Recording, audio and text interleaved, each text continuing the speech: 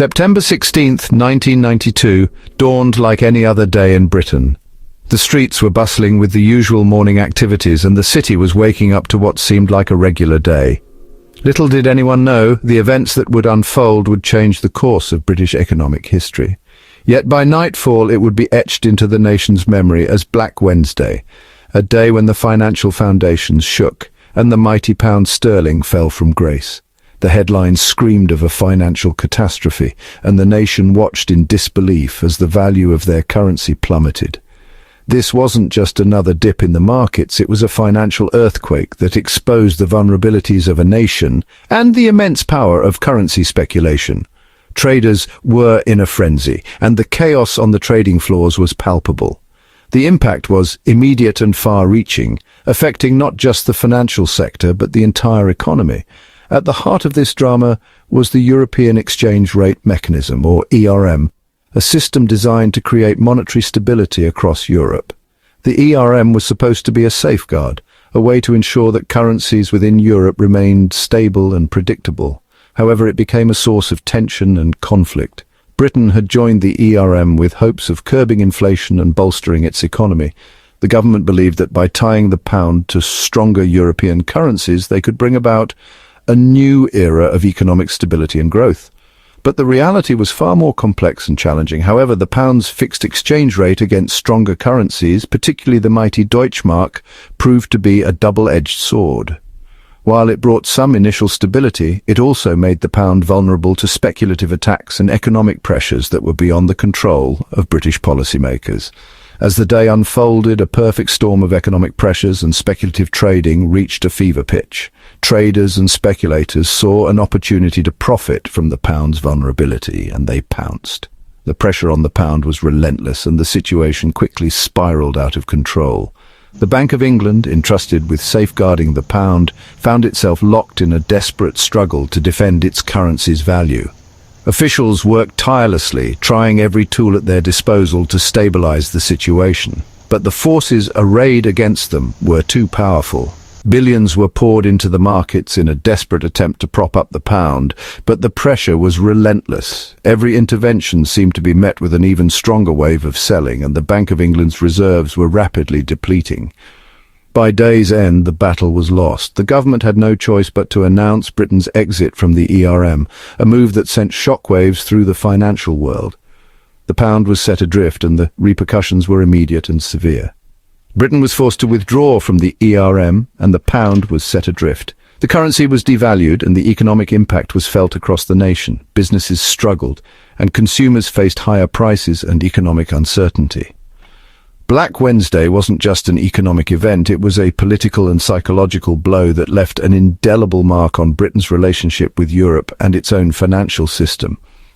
The fallout from that day would be felt for years to come, shaping economic policies and political debates in ways that are still evident today. To understand the events of Black Wednesday, one must first grasp the significance of the European Exchange Rate Mechanism, or ERM. This system was a cornerstone of European economic policy in the late 20th century, designed to bring about a new era of financial cooperation and stability. Created in 1979, the ERM was more than just a financial mechanism. It represented Europe's ambition to forge closer economic ties and pave the way for a single currency, the euro. This was a bold step towards unifying the diverse economies of Europe under a common financial framework. The ERM operated on a system of fixed exchange rates, where participating countries pegged their currencies to each other within a narrow band. This meant that the value of one currency was closely tied to the value of another, reducing the risk of large fluctuations. This meant that fluctuations between currencies were controlled, promoting stability and encouraging trade.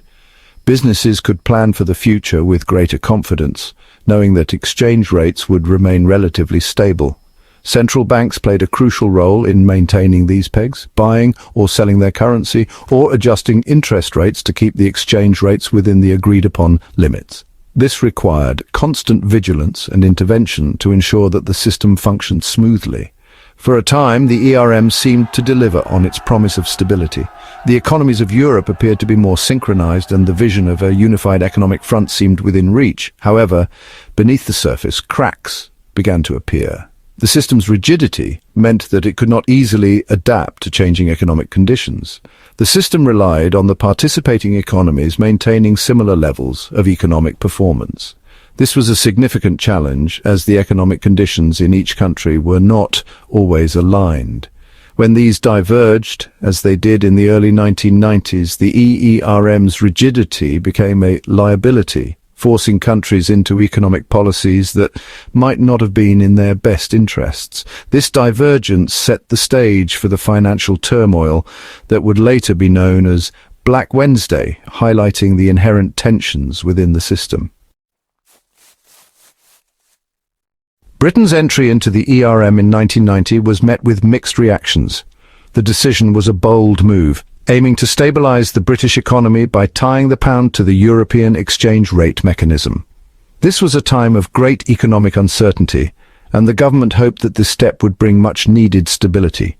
Proponents, including then Prime Minister Margaret Thatcher, argued that it would impose much-needed fiscal discipline and tame inflation. They believed that aligning with stronger European economies would help curb the rampant inflation that had plagued Britain for years.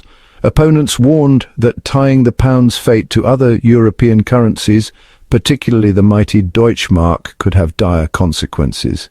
They feared that Britain's economic policies would be held hostage to the economic conditions and decisions of other countries, particularly Germany. As the early 1990s unfolded, Britain found itself increasingly out of sync with its European counterparts. The economic disparity between Britain and the rest of Europe became more pronounced, leading to growing concerns about the viability of remaining in the ERM. Germany, buoyed by the economic boom following reunification, maintained high interest rates. The German economy was thriving, and their high interest rates were a reflection of their strong economic position. Britain, mired in recession, needed lower interest rates to stimulate growth. The British economy was struggling, with factories closing and unemployment rising. Lower interest rates were seen as essential to kickstart economic recovery. However, lowering interest rates would weaken the pound, making it difficult to stay within the ERM's narrow band. The pound's value was already under pressure, and any further weakening could lead to a currency crisis. The government and the Bank of England were caught in a bind. They faced a difficult choice: defend the pound and risk deepening the recession, or lower interest rates and risk a currency crisis. Raising interest rates to defend the pound would deepen the recession, while lowering them to boost the economy risked a currency crisis. This dilemma created a tense and uncertain economic environment with no easy solutions in sight. The ERM, once seen as a path to stability, had become an economic straitjacket, limiting Britain's ability to respond effectively to its own domestic challenges. The very mechanism that was supposed to bring stability was now seen as a constraint, preventing the country from taking the necessary steps to address its economic woes. The tension surrounding the ERM reached a breaking point on September 15, 1992, when Helmut Schlesinger, the president of the German Bundesbank, made an off-the-cuff remark that would have seismic consequences. In a recorded interview, Schlesinger suggested that devaluation of some weaker ERM currencies, including the Italian lira, might be necessary. Schlesinger's words, though seemingly innocuous, sent shockwaves through the financial world. Traders, ever vigilant for hints of instability, interpreted his statement as a sign that the ERM was on shaky ground. Fears of a domino effect, where the devaluation of one currency would force others to follow suit, began to grip the markets. The spotlight turned to the British pound, already perceived as vulnerable due to the country's economic woes. Schlesinger's comment acted as a catalyst, emboldening speculators who believed that the pound's fixed exchange rate was unsustainable and that a devaluation was inevitable. The stage was set for a showdown between those determined to defend the pound and those betting on its downfall.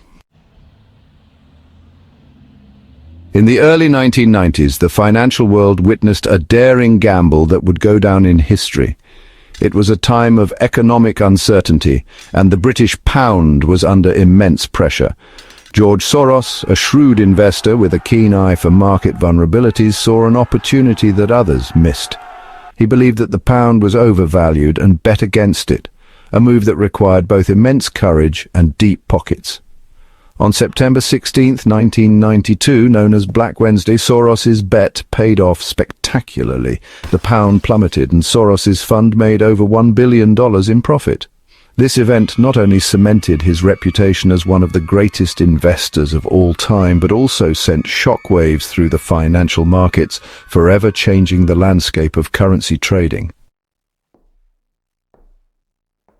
In the face of mounting pressure, the efforts to stabilize the currency proved to be a futile battle against the tide. Despite the best intentions and relentless interventions, the forces of the market were simply too powerful to contain. It was in many ways a losing battle from the start. The aftermath of Black Wednesday left a profound impact on the global financial landscape. The ripple effects were felt far and wide, shaking the foundations of economic policies and strategies. It was a wake-up call, a stark reminder of the vulnerabilities inherent in the financial system. Amidst the chaos, personal stories emerged, shedding light on the human side of the financial turmoil. From traders on the floor to everyday citizens, everyone had a story to tell. These narratives painted a vivid picture of the emotional and financial toll that Black Wednesday had exacted on individuals and families. As the dust settled, the lessons learned from Black Wednesday began to take shape. It became clear that a new approach to currency and financial regulation was needed. The future of currency, shaped by these hard-earned lessons, would require innovation, resilience, and a deep understanding of the interconnected global economy. So hit that subscribe button, ring the bell for notifications, and let's turn the page on a new adventure together. Get ready to experience books like never before, only on VBook 360. Like, comment, and share to support the channel and keep the video magic alive. Thank you for stopping by. And remember, every video has a story, and every story deserves to be shared. See you in the next video.